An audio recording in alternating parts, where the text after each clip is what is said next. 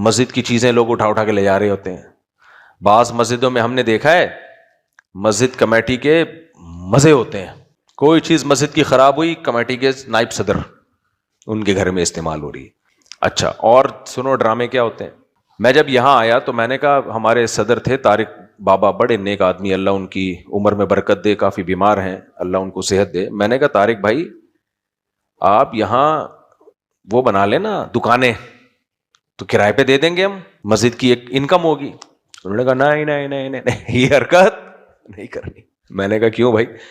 کہہ رہے کمیٹی میں جتنے لوگ ہیں ہر ایک کے چاچے ماما وہ دکان کرائے پر لے گا. مسجد میں یہ چل رہا ہوتا ہے. آپ کسی اجنبی کو دے ہی نہیں سکتے, وہ میرے چاچے کو دے دو, میرے مامے کو دے دو, میرے پھپھو کو دے دو, میری خالہ کو دو, اور وہ ریٹ وہ نہیں دیں گے جو بنتے ہیں, ریٹ وہ نہیں ملیں گے جو ایک جس کو اجرت مثلیہ کہتے ہیں فقہ کی زبان میں, جو مارکیٹ ریٹ ہے, کم ریٹ پہ.